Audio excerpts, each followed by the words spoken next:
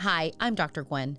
I'm a clinical psychologist who's been empowering disabled individuals, their families, and their support systems for over 20 years. If you haven't already, please consider subscribing to my channel, where I curate tools, share mindsets, and promote habits to help the neurodiverse community thrive. Also, hit that notification bell so that you don't miss a thing. In this episode, I interviewed Jake Weld from Mansfield Hall, a residential program that supports the successful transition of students on and around the autism spectrum, from high school to college to independent living. While Jake and I covered the fundamentals of Mansfield Hall's program, our conversation about healthy interdependence, the critical skill of self-awareness, providing longer runways and soft landings, speeding up feedback loops, and finding your tribe are truly the gems of this interview. Jake has an amazing knack for summarizing concepts in an understandable way.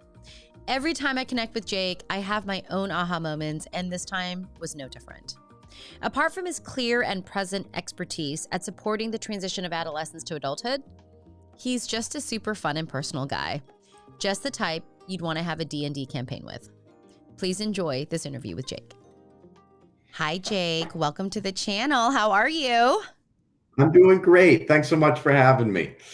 I love that you're here, and I'm so glad that we're going to be able to talk about Mansfield Hall. But before we do that, can you give us some of your background? I'd love for our audience to know more about you.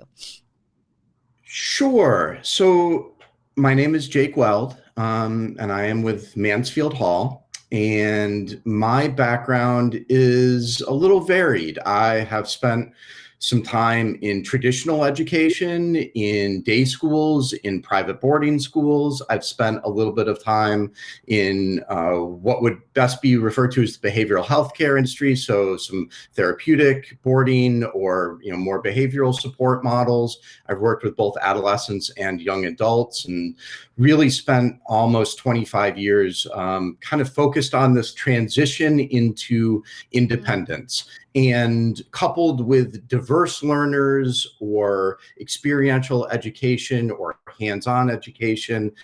But those are the areas in which I've worked. And I've been with Mansfield Hall for 7-8 years now, working explicitly with young adults on or around the autism spectrum, making the transition into college. Yeah, I love that. I love that phrase, on or around. On or around. You and I off this interview, like separate from this, we've had some of those conversations, and I think that's great because you and I both know that there's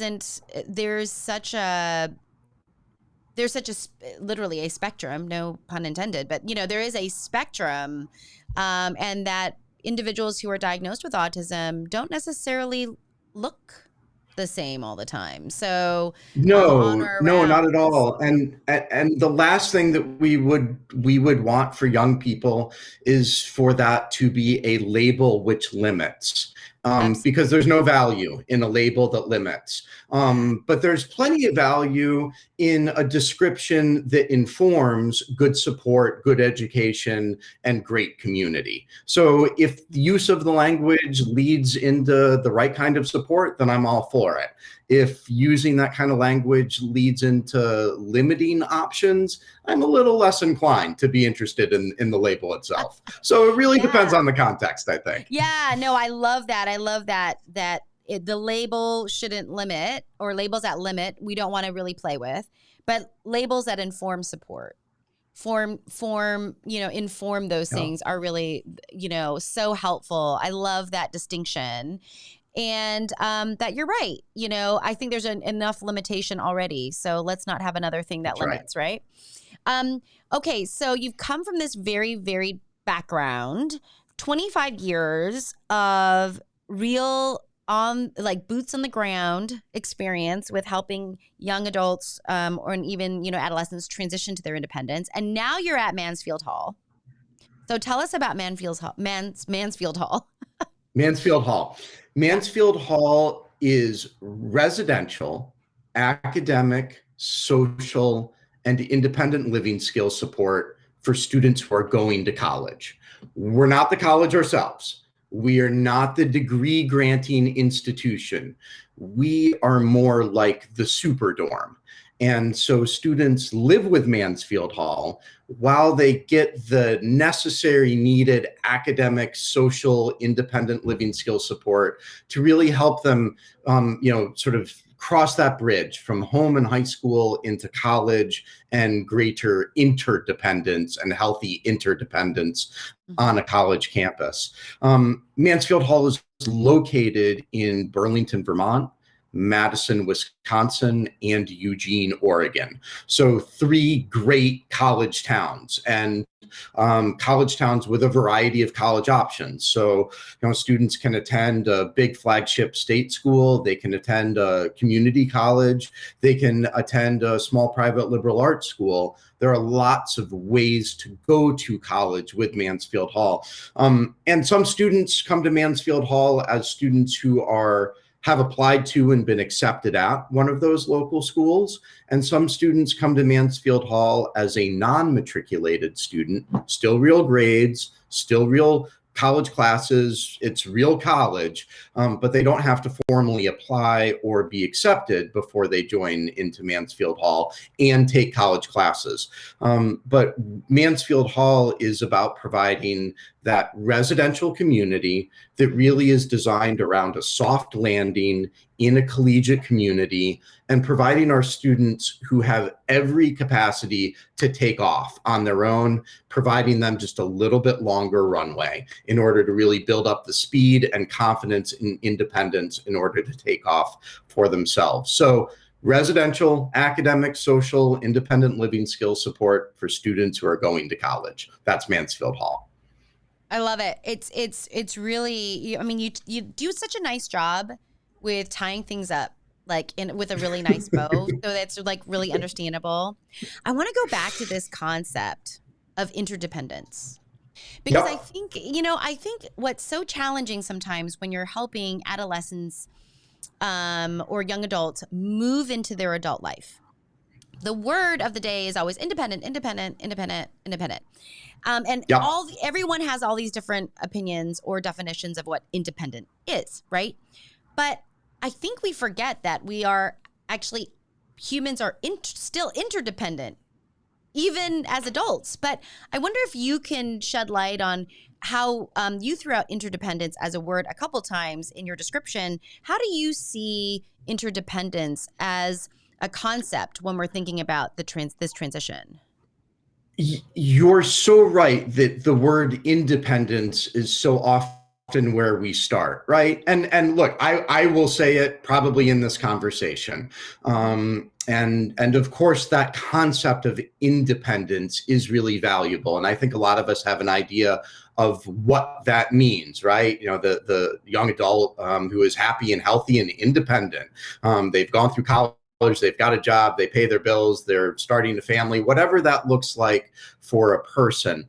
But this idea of interdependence, I think, is a little bit maybe more meaningful, and especially for students on the autism spectrum, or for families who are supporting a student who are looking at this transition, really slowing down even our language and being intentional about what we actually mean.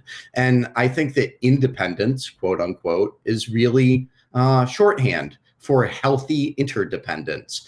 And healthy interdependence means that none of us do it on our own.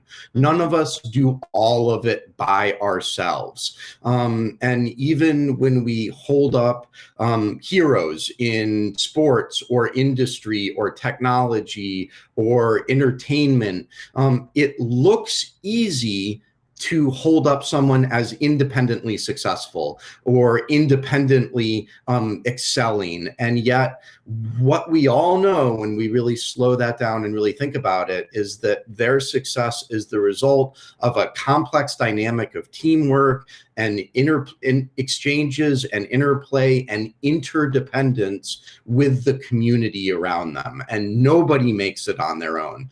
And my experience in working with adolescents and young adults on the autism spectrum, especially with these very bright, very college capable students, right? They've got so much going on and they have so much to offer, and they can see all the pieces well beyond where I can, let's be honest. And they can get stuck, though, in this idea that I just need to be independent. I just need to do it on my own. And that's the sign. That is the symbol of having become an adult, is that I'm doing it independently. And yet, as you well know, any adult, we have lots of people for whom we are dependent on. Our colleagues, our friends, our family, our car mechanic, right? All these people that we are desperately interdependent on, and that actually being a successful, quote unquote, independent adult means having healthy relationships with those for whom we are interdependent, and having the awareness to know when we need to activate and exchange with that interdependence. So recognizing when we need help, having the wherewithal to ask for that help, knowing how to utilize the support that's around us. That's what healthy interdependence is. And I think that's really what leads adolescents and young adults into happy independence, is good interdependence. Yeah, I love that. Like what people really mean, their intentions of the word independence is really healthy interdependence. Yep. And that I think when we clarify this, or we become intentional about the way we use this language, is that then we don't set this really unrealistic goal, right? That's right. And it's so important because the runway, I mean, I think I love what you said. Oh, we provide this like a longer runway, and I think a lot of times what we want to be doing is sometimes everyone's and where people are going are like different destinations, right? Absolutely. And none of them are right or better than the other. No. Yeah. And sometimes we like end up in a destination. We're like, that's not actually the destination that I wanted to be at, but I had to experience it. And I needed the support to be able to experience that as much as I could with my own agency and my own autonomy. And it sounds like, and so what's super cool is that I love this super dorm. Mansfield Hall is a super dorm. Yeah, well, it's this idea that look, Mansfield Hall is not the dream deferred. What we're not saying is you're not ready for college, therefore you need to go do this other thing in order to build the skills. What we're saying is you're absolutely ready for college, and we're excited to partner with you in that collegiate journey. And in order to have the most successful journey, we're going to put some supports in place. And so some students go to a regular dorm, and we're going to provide a super dorm with a little bit more in place. And we're going to start a little bit slower with a little bit more higher touch. But this is not the dream deferred. This is the dream supported. And I think that's an important distinction. And frankly, it's an important distinction that our students make. They see themselves because they are college students first. And that's an important part of this. Yes, it's very important because you are very clear about the student that's right for Mansfield Hall. And That's right. When you know what student thrives in your program, you also should know who doesn't thrive in your program. Absolutely. And again, that's not right nor wrong. That's what's effective for a particular individual. And that's important. It's always worrisome to me when programs go, we can support anyone. And I'm like, no, not anyone. Really? Yeah. That doesn't, that worries me, actually. I'd rather have someone be like, here's what we're really clear about. And it's because we know now over time that the way our program works, if you come to us with this set of skills already, Yep. this is the plus. We can really help you achieve the dreams that you see for yourself. That's right. Just giving you a little bit more support and a little bit more time, right? Maybe this Yep. is a really good distinction for us to make, because I think sometimes this gets lost when college students, are applying to college, and there is a difference between accommodations and supports. That's right. There Yeah. definitely is. Yeah. And I think we forget that, especially when you're coming from a school system where all of the accommodations, modifications, and supports were provided to you very hopefully cohesively under one umbrella of the educational setting. And then we know when we leave that high school setting, actually the laws change, and what legally are now are entitled to from an educational standpoint. And now we really have to parse apart accommodations from supports. And so, Yep. you guys are supports, That's not right. accommodations. That's right. Collegiate setting. That's right. Yeah. So there's a couple different things at play here. When a student is still in high school, still in secondary education, they're still under the umbrella of IDEA, right? And that's the IEPs and the supports. And even if a student is in a private school setting, a lot of those same kinds of systems are going to be mirrored or kind of looks like, sounds like in a private school setting. And private schools or public schools have the ability to provide both accommodations and modifications. And the accommodation is, those are one kinds of supports. Modifications are a totally different kind of thing, right? And that really changes the learning expectation or the mastery, proving your mastery, the way in which you do that expectation may be fundamentally changed under a modification, even in the high school setting. And that paradigm, and added to that, the adults in a student's life are responsible for recognizing when a student needs accommodations or modifications or something going on in the high school setting. And added to that, all of that can be so well baked into the cake that it's very hard to separate the milk from the eggs from the sugar by the time you get to the end of it, right? So all of those things are going on in the high school setting. You're under IDEA. There are both accommodations and modifications, and you might not even be able to truly identify which is what and where, because it is so well integrated into an adult-centric, adult-led paradigm. That's high school. Take every one of those elements and turn it upside down, and that's college. Yep. So by the time you make it into college, number one, you can very easily separate the milk from the sugar from the eggs, because nothing is baked into the cake, and certainly not unless you ask for it. Number two, over and over again, right? In every class, 3 times a day, right? Over and over again. That's right. Number two, modifications go away.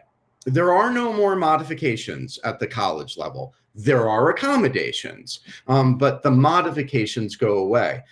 Accommodations are, let's use the simple example, right? The accommodation is the wheelchair ramp, right? And there's a wheelchair ramp that can get you into the same front door, and there might even be a button next to the front door to open the door for you if you can't manage the door on your own, but you're still coming in the same front door. A modification would say, you know what, don't worry about it, I'll just meet you in the parking lot. That's a modification, and that does not happen in college. But there are accommodations. There are the ramps, right? And so the accommodations that we typically see for students in the post-secondary setting, in the collegiate setting, are things like extra time, quiet testing space, right? You can take your test at the Office of Student Services. text to speech or speech to text, text technology, the ability to use a keyboard, and very often access to professor notes or a note taker in the college classroom, right? And that's an accommodation to manage for processing speed. So you're not having to listen, think, write, and process all of that at once. Those are great accommodations. And those are accommodations that students can get through their Office of Student Services, with the right testing and documentation at the collegiate level. What they're not going to get is a modification which says, I know I assigned a 10-page paper, you get to do a poster board and an interpretive dance. Like, that modification goes away in college.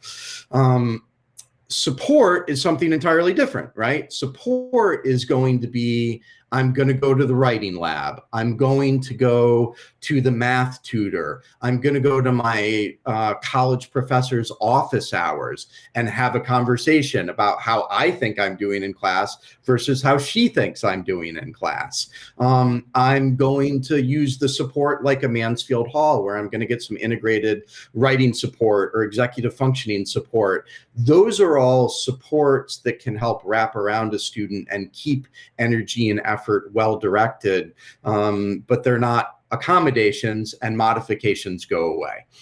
Yeah. And it's so hard because I love that, it's all well baked in the cake. It's like by the time you get there, you don't know what's what, and that the who's responsible for the supports, accommodations, modifications to happen shifts dramatically, right? Back to the student. And a lot of times what I see is that in those secondary programs, there was a lot of supports and accommodations and modifications given, sometimes pages of those. Yep. But we never thought about how to transfer the responsibility of those things back to a student, or even try to give them the skills to take the responsibility to prepare them for that collegiate setting. That's right. So it's a hard transition. It's a big leap. It really is. And this idea that, what it takes to head off to, state school, university, fill in the blank on your own as a student, and become your own case manager and recognize when you need accommodations, know how to go get them, talk to the professor in order to get them, follow through the third time because they forgot to give them, right? All of that energy and effort takes a lot. It takes a lot of wherewithal. It takes a lot of understanding. And again, in that transition to college, the onus is no longer on the adults because the student is the adult. And there is really no mechanism in a college setting that is going to be designed to identify and bring supports and services to students. Now, that being said, colleges and universities are awash in people looking to support students, right? I mean, there is support anywhere you go. There is your RA, there is the writing center, there is the counseling center, there is the math tutor, there are the peer tutors, there are the study halls, there are academic dorm. Like there's a lot of help that is available. But again, it's all offered in that paradigm that it's student initiated. Yeah, and it goes back to this idea of interdependence. And do you know when you need help? If you do need help, do you know who to go to? And when you know who to go to, do you know how to ask for it? Absolutely. Because they have to coordinate all of those things on their own now. You got it. And not just in one domain. Not just in one domain. Right. Yeah, across all domains. And if they've never lived on their own before, I mean, now you add this living skills. And that's why, your program, residential, academic, social, and then independent living, as big, portions of what you guys focus on in support. I want to, just because I think this is like a really good segue. Uh-huh. When we were talking off interview before, you had broken down your 3 top college readiness skills. And I would love if you could share that with me again while we're on interview, because I thought they were so insightful and so great.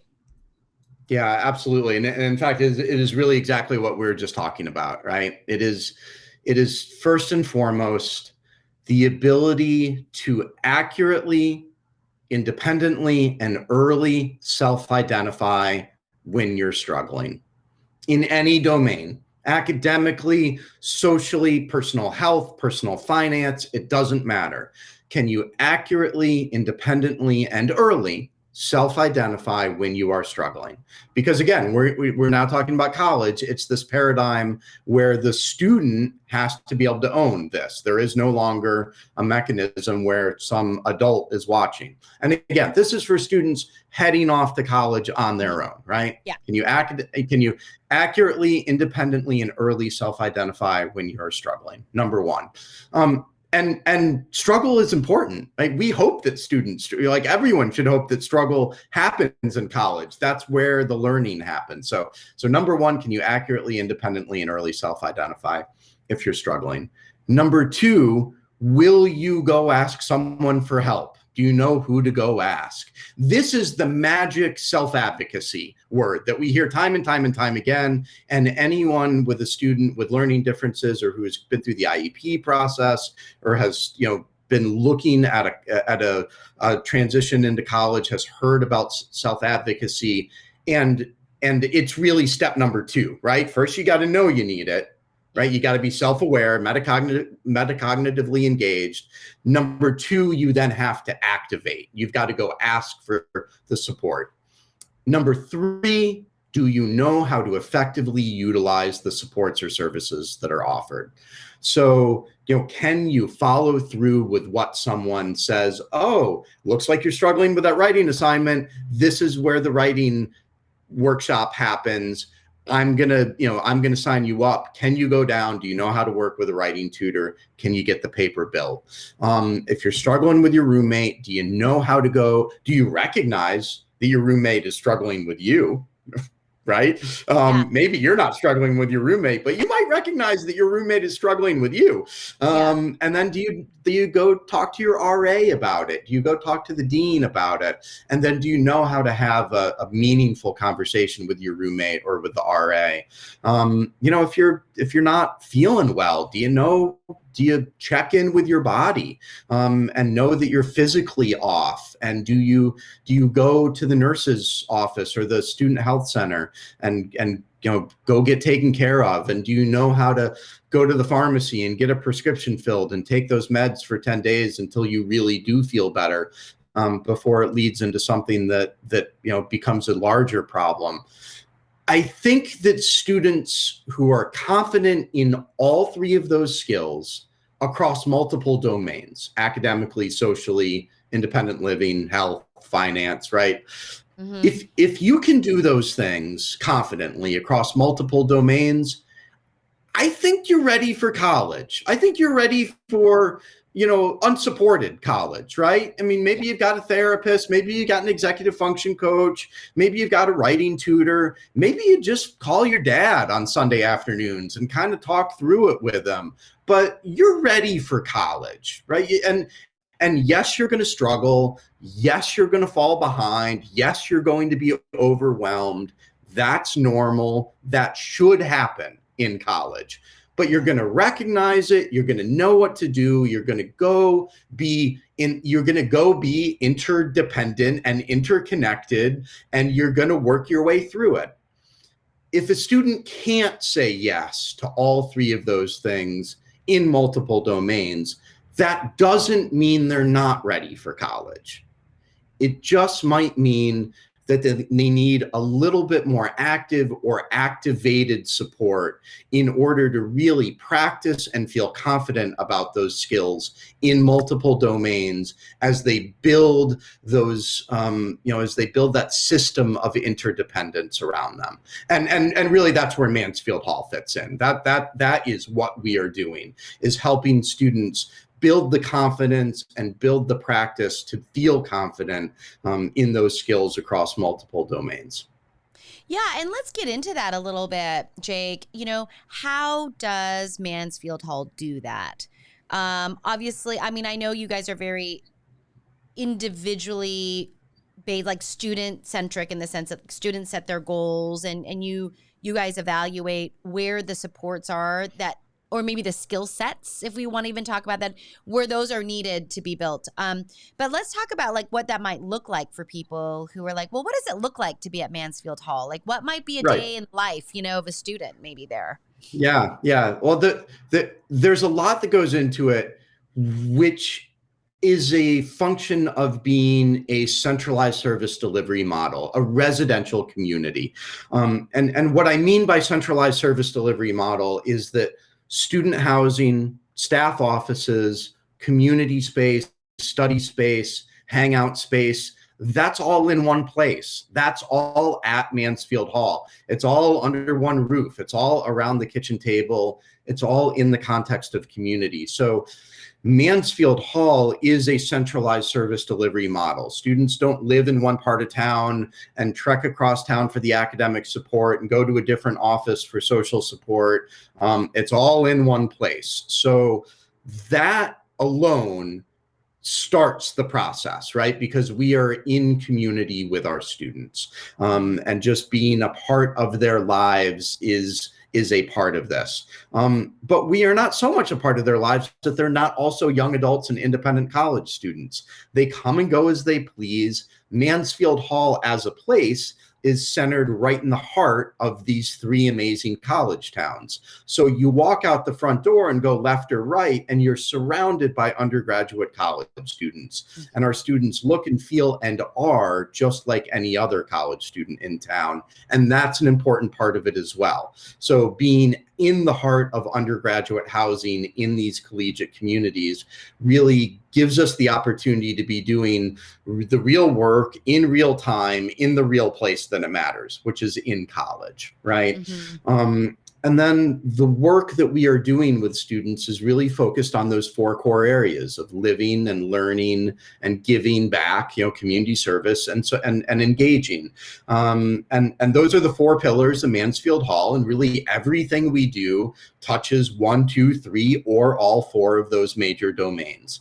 And so students are working very closely with their academic director, doing the executive function planning, the monitoring of their student portal, looking at their projects, looking at their papers, working with an in-house academic coach or an in-house writing instructor in order to help support that academic process. They're also working with their director of student life in order to set some pro-social goals, right? I want to join 2 clubs on campus. How might I go about doing that? I want to be a part of life at Mansfield Hall, and there's a Tuesday night club or organization that I want to be a part of. How do I set that goal? We're a part of their independent living. They're working with a culinary coach or an independent life skills coach. So there's someone there saying, okay, your meds are going to run out. Do you know how to manage this whole process? How do you call your doctor? How do you get a prescription refilled? How do you go to the pharmacy and pay with your insurance card and manage that whole process soup to nuts so that you're comfortable with this, over time? And so that's in that independent living. And so again, in this coaching relationship, in this goal setting, progress monitoring, feedback and course correction is needed, but really an ongoing coaching relationship. And the work that we do with students is a very student-centric approach. It's very individualized, and it's really built around a student's own goals for their progress into this independence, interdependence, place in their life. We have at our fingertips lots of qualitative and quantitative data. We do a fair amount of pre-assessment as students come in the door around executive functioning and adaptive living skills and academic skills. We're also doing a fair amount of ongoing qualitative assessment. We are a part of their life. So, we can see what's going on. And that can help inform the goal setting process. But at the end of the day, it's not our goal for a student. It's our job to support the student's goal and helping them come to a place where they can set really clear goals and achievable goals and work towards them. So what does a day in the life look like?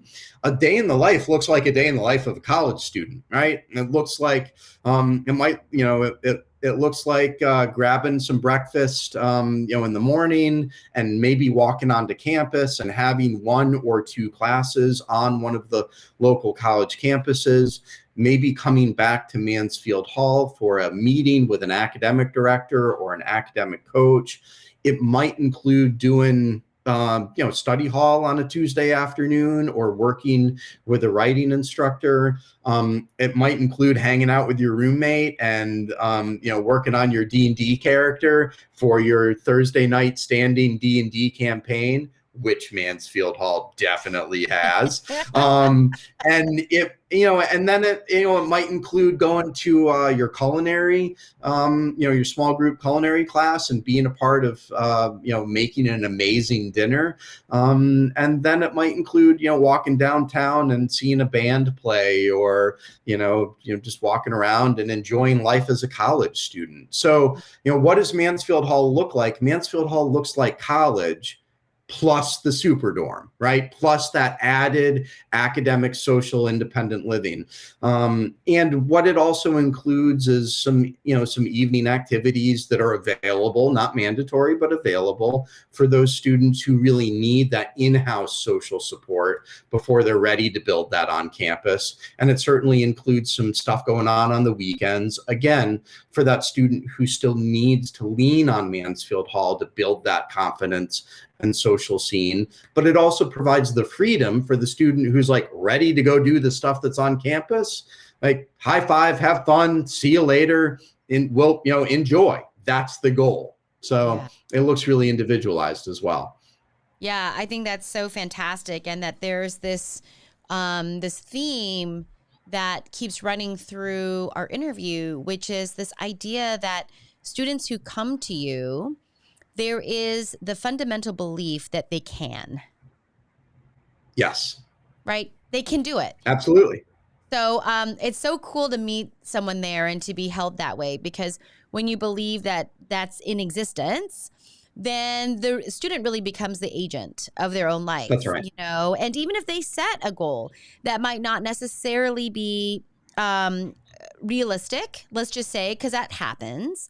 But that what you once or twice, maybe.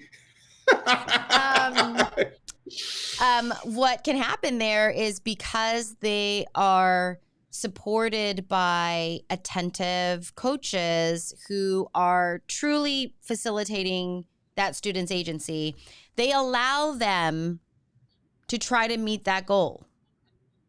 And then let's say it just doesn't work because it's not realistic. But then the student figure that out. They have the experience of setting their own goal, that not being figured out, and then readjusting it. That's right. I think that's so great because they just came from high school where their IEP goals were set by all the adults in their life. Right. And they were like the same goals for like 5 years with just a change of prompts. And it was writing 5 paragraphs with proper grammar and syntax and capitalization. And these goals, especially if you're in the 4 main domains of residential, academic, social, independent living, those pieces really feel more like life. They feel like I am being an adult, right? Because I'm setting these goals as small as I need to cook for myself, to manage my own medication, to maybe doing some volunteer work because it's like kind of pre-vocational, give this a try. What does that look like? To academic, obviously. But, it's so great to have that support there in this very bespoke, I guess, kind of way, and trusting that the student is driving their own vehicle. That's right. And look, I mean, part of what I think is hard for a lot of students, not just students on the spectrum, not just Mansfield Hall students, but for any student heading off to college, is that the frequency and intensity of the feedback loop of high school is very quick, right? There's a lot of feedback. You do, the system responds, you try, the teacher tells, you push the boundary, mom and dad push back, right? The frequency of the feedback loop is very fast. And so there's a lot of opportunity to recalibrate, readjust, bounce off the edge, get redirected, and ultimately be successful. In an unsupported transition to college, the frequency of the feedback loop, the wavelength spreads way out, right? And really moves. And so the student does, and then it might be 2 months before the system responds. And then it can be very difficult to readjust, recalibrate, redirect, and realign. And part of the benefit of this centralized service delivery model and all of this in vivo social academic independent living coaching is that we are able to speed up the frequency of feedback of real world. It's real world feedback. It's not fake, right? It's not inauthentic. But we're just able to speed up the frequency of the feedback so that the student has the information they need in order to make the meaningful readjustments based on the feedback that they're getting. So, if we look at that from an academic standpoint, thinking about a high school student who has homework due 3 times a week, 2 quizzes every week, and 1 test every 2 weeks, that is a different feedback. I mean, 1 second, Gwen. I'm gonna. Go ahead. I think I lost something here.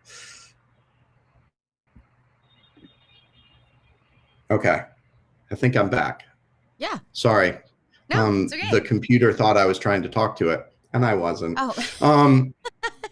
The frequency of the feedback in an academic setting where a student's getting, homework on the regular, a couple of quizzes, an exam every few weeks, that level of feedback allows a student to make decisions academically and readjust in high school.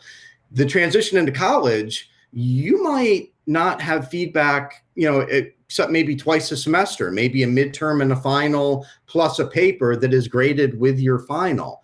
It's hard to get the feedback. From a social standpoint, teachers, coaches, parents, counselors, and your friends that you've had for 10 years that you grew up with are going to give you feedback socially at a frequency that's going to be different than your roommate who you've never met, the person who sits behind you in biology class, and someone in the dining hall in college, right? Like, just the social feedback loop is going to be different. And supporting a faster frequency feedback loop can really help students recalibrate their own growth and goals and efforts in order to grow and change. And for even for really traditional students, that really stretched out feedback loop can be very challenging in the transition to college. Yeah. And what do we know about any time we look at human development and growth? Without feedback, it doesn't happen. It doesn't happen. So I love that idea because things are tailored and individualized, you get to kind of see the right level of frequency you get to meet the student where they are with the amount of frequency of feedback that they need. You can calibrate that because they're in the centralized delivery model, which and they're part of a community. Yeah, I was going to say, like, it's important not only, so you guys have like these, it's like Inception. It's like community inside of a community inside of a community, right? Uh-huh. You've got like Mansfield Hall, which is your own little community. Plus, you've got your own sub communities in a college community that's in a city, right? So you got have these, it's so lovely. I love this because you have such a great way of summarizing the framework and philosophies and mindsets that drive Mansfield Hall, right? All the way from being like student centric to centralized delivery model to separating ingredients from a cake. You know, all of these ideas, which is it's hard because I think the transition from high school or secondary education to post-secondary education, it is a big jump. Yeah, it is. And I don't think that students necessarily or parents necessarily realize that, especially if this is their first child, you know, if they have multiple children, making that jump because they've always been supported in an IEP, usually, system. Yeah. If not, then it's a little bit different. But most of my clients, even the ones that go to college, four-year colleges, usually have some sort of IEP Sure. team in place, even if it's just for accommodations in a classroom. Yeah. But, you know, we have to change. We have to shift our ideas. We need to shift expectations. We need to understand the legal dimensions and how the legal dimension shifts actually when you become an adult. That's right. It's different. And I think It's that this different. is a nice, yeah. And this is really great. You describe this as a soft landing. That's right. That's right. Because like, I mean, our students are no different than anybody else. Mm-hmm. They thrive when they are connected. They want to be connected. They are looking for all the same things that all the rest of us are looking for, which is having a place in the world, having people who care about them, having the opportunity to care about others. That is valuable, right? Yeah. And a soft landing in a community of like-minded peers who are going to celebrate them for exactly who they are and participate in Thursday night D&D if that's what they want to do, or not. Obviously. And that's okay too. Obviously. But that soft landing in a community is you know, finding your tribe is so much of what college is about, right? And you know, I think we adults who have gone to college and done it, right? We don't sit around and talk about that amazing 10:30 Tuesday and Thursday, you know, politics, you know, the politics of the French Revolution lecture that we had, which may have been amazing. But that's not what we fondly look back at when we smile about college. We look back at the friendships we made, the community we made, the fumbles and jumbles and bumbles of becoming our own self as we began to individuate as young adults and tested out different kinds of who do I want to be and bounced that off of other people and tested that out in the world and then built relationships that have carried with us for many years. That's what we sit around and smile about and remember fondly about college. And yes, what you learned in the politics of the French Revolution class was important, but all that other stuff is really important too. And being able to provide students a safe and supportive living and learning community to be a part of, especially for students who will absolutely thrive in it, but might not always have the skills to build it for themselves on day one. And that's really what we can provide students. Yeah, I love that. And I think that's a good reminder that just because someone is on the spectrum or has a learning difference doesn't mean that they don't need and go through the same developmental experiences that humans go through.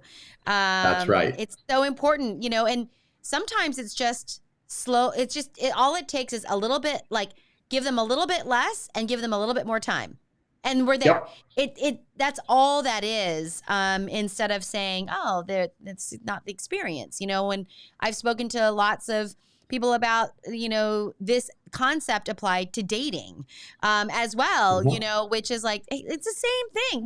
We just need to break things down a little bit more. We might need to slow things down a little bit more. But that the desire for connection and intimacy is present, very, very present, just like it is for human beings. That's right. And so, you know, so often I've had the conversation with families and I, you know, I would challenge family, you know, any parent, watching this to think back and, in the transition to, from home into kindergarten or first grade, the transition from elementary to middle school, the transition from middle school to high school. The story I hear time and again is, my kid did it. It just took a little bit longer and it took a little bit more support, but they totally did it, right? Like we had a couple bumbles, we had a couple, there were some rocky bits of the transition, but once we figured out exactly how to unravel that one piece, or we added this one layer and we gave them the gift of time, then they did it. And I would just say, life is long. College isn't going anywhere. It can be an experience that works on your student's time frame, and the gift of time and the gift of support in that transition, it's not going to be any different than any of the others. There's no magical thing that happens as a student crosses the stage at the end of high school where all of the sudden transitions are simple and things are happening at the same pace. And by the way, like 40% of college students don't make it past their freshman year. So let's be really honest about the complexity of this transition for all adolescents and young adults, not just students with learning differences or students on the autism spectrum. And so be kind to self, be kind to student. The gift of time is important, and support is meaningful. Yeah, I completely agreed. I mean, we forget how vulnerable this time period is in development, in general. And so we forget, and I love that. Oh, I love it. I love it. Okay, so Jake, I always end my interviews this way. And so I have a feeling I know what you might say, but if you could only choose one skill to empower a student with, what would it be and why? I would say self-awareness, actually. That sort of accurate self-evaluation, self-awareness, to the recognition of one's strengths, right? And let's be honest, let's be honest about our strengths. What are we good at? How can we start in those islands of competency and slowly build landmass from, little pebbles to little islands to archipelagos to whole continents of capacity. And that's the positive part of self-awareness. And then the other part of that is self-awareness of where we still have learning edges or will benefit from feedback, and not being afraid of that. And I think that all of this starts with self-awareness. Yeah, agreed. That's awesome. It was so funny because you've been talking about Thursday night D&D, and then you just talked about islands of competency. And I was just like, I wonder if they have a Catan. Do you guys have a Settlers of Catan group? Only because I'm like, oh, my family, we just added a couple add-ons and now we're building islands and stuff. So really, the expansion packs are amazing. I mean, we could have a whole nother whole conversation about that. Talking about expansion packs and our favorite ones. That's really funny. This is why I didn't catch up on WandaVision, because my family and I, we got into our expansion packs for Catan. People are like, you haven't watched WandaVision? I'm like, no, we've been too busy with the expansion packs. Mean? I just got Seafarers and we just added Knights and Cities onto it. Anyway, that's wow. Okay. This is why we love the population. This is why we belong to this tribe. That's right. We can talk D&D. That's right. I'm just saying. You got it. Okay. So, hey, Jake, if anyone's listening to this interview and they want to find out more about Mansfield Hall, what's the best way for them to do that? mansfieldhall.org, www.mansfieldhall.org, Mansfield Hall. And go on the website, click around, explore the locations, watch the videos, read the stuff. I think it'll either lead you into it further or it will lead you out of it, and that's okay. Remember where we started. This is all about fit. It's all about match. It's all about alignment. It's all about finding that right level of support and service and community for a student's strengths and interests and continued areas of growth. And certainly the admissions team with Mansfield Hall, our goal is to help students and families explore fit, whether that is with us or with anything else. And so, yeah, the website mansfieldhall.org is a great place to start.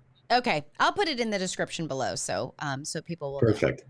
Thanks so much, Jake, for being here today. Gwen, thanks so much for having me. This has been amazing. It's a lot of fun. Thanks. Thanks so much for spending your time here. If you are interested in finding out more about Mansfield Hall, I've included their information in the description below. If you got any value from this interview, please hit that like button and subscribe to this channel. Doing so helps to get this information to others just like you. See you in the next video, and thanks for watching.